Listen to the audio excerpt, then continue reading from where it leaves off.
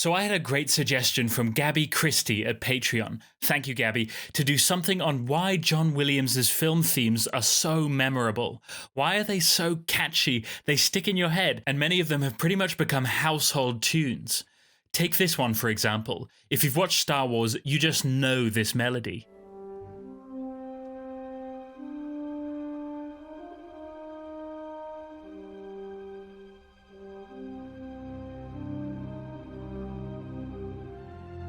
This theme is often called the Force theme, and is one of the most prevalent musical themes in the entire series.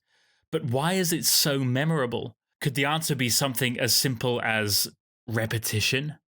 I remember when I first got the soundtrack album to A New Hope, I listened through the whole thing and I actually counted how many times that theme, the Force theme, came up just in the first film alone, let alone the whole series. Do you want to guess how many times the Force theme appears in just the first film?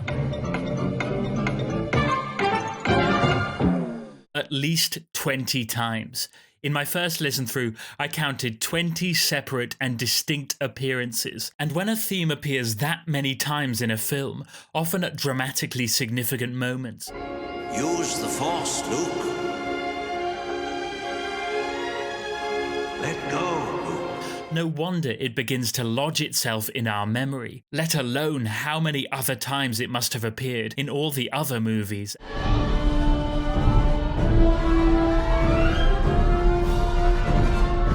And its spin-offs. A force. And inside you. As a side note, do you remember Inception? How the trailer kept having these Brahms, and then the movie kept putting in these Brahms.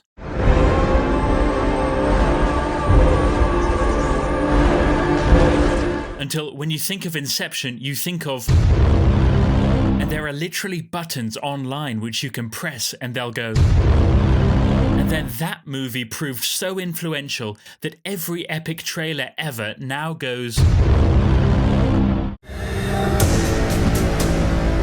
At some point, the low, brassy Brahms, and yes, that is the technical term for it, were repeated enough that they became firmly associated with Inception, and later with trailer music. We heard them so many times that they've become lodged in our mind, associated with these things. But let's go back to melody, and what makes Williams good at catchy melodies in particular. When I say repetition, I don't just mean that his themes or ideas are repeated again and again throughout the film. That would be too easy. Then any melody could be catchy, you just have to force people to listen to it 24 times. Though maybe that's the secret with some pop music. No. What Williams is a master of is creating repetition within his themes. Specifically, it's the repetition of distinctive melodic features that make his melodies so catchy. So let's look at some of his most catchy melodies. First, there's Jaws. Okay, that's too easy. What about E.T., the main flying theme? It has this distinctive leaping interval, then a turn coming back down, and then a closing interval. Those are its distinctive melodic features. And then that melodic contour repeats, only changed. It's the same contour and character, totally recognizable, only with slight changes. And then it repeats again. And finally, Williams ties it up. He's created a distinctive melodic contour, this, and then managed to create a longer theme, which repeats those distinctive features multiple times. Or take Jurassic Park, there's this melodic interval, and listen to how it's repeated.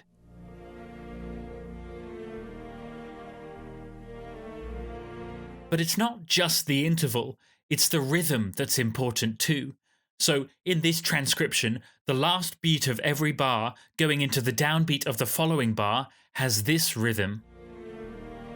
So even when the music's not using this melodic interval, it's using this rhythm, which begins to catch in our head.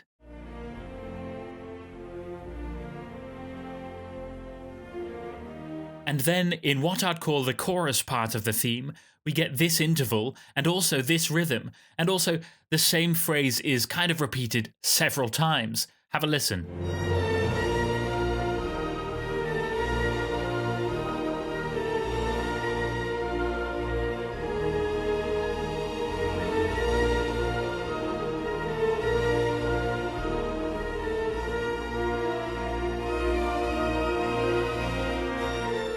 Repetitions within repetitions.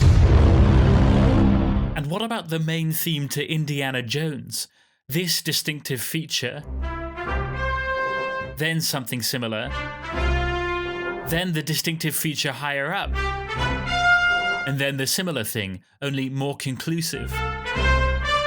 And then the whole thing repeats again, but ties it up.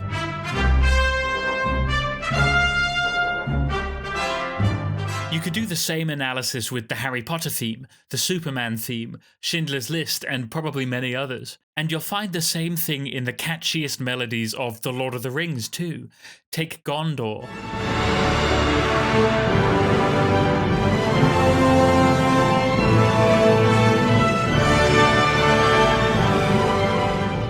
Or Rohan.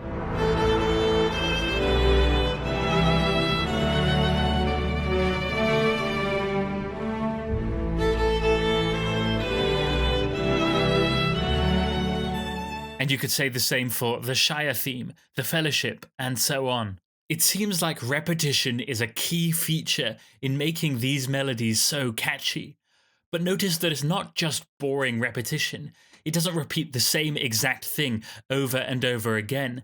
It repeats certain melodic or rhythmic features and alters them, varies them, or develops them as they go on to make a longer, more interesting theme. And as I said, it's not just repetition. It's repetition of distinctive melodic features. Something like this is a distinctive melodic feature with an interesting rhythm and a melodic leap. Something like this I wanna hold them like they do in Texas, please. Is just mundane repetition of one note with no interesting melodic features at all. And yes, Poker Face probably did get stuck in your head when you heard her sing that same note 10,000 times, but you certainly wouldn't say that this was a catchy tune. In fact, there's no tune at all, at least in that segment. The difference is that in John Williams, the repetition is only a small part of the whole. Maybe these repetitious features play a big part in making his themes so memorable, but we have to realize that the actual material that he's repeating, the initial musical ideas, have interesting features in their own right. They're distinctive, they've got character already, and it's a careful choice about which elements to repeat, which to develop, and which to change altogether along the way that keeps his themes so interesting. So, when I asked what makes a catchy melody, perhaps I should have asked what makes a good catchy melody. And then the answer could have been the right blend of repetition and distinctive, characteristic musical features, taking a characteristic idea and giving it the right blend of familiarity and variety. Of course, writing a catchy tune is just one element of being a good composer, and many composers will avoid catchy tunes altogether, preferring to focus on other musical elements. John Williams isn't just a tunesmith. He also has a mastery of harmony, orchestral colours, telling musical stories, and developing themes to a satisfying conclusion. That's what makes him one of the great film composers of our time. But I hope that this video might give some answer to the question, why is that tune so damn catchy? I just wanted to say thank you so much to all of my patrons for their support. It means a huge amount, and there have been some great suggestions for this month.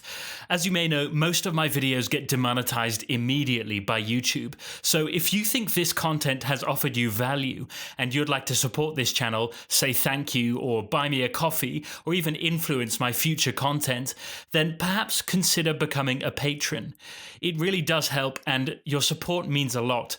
Again, thank you for watching and see you soon.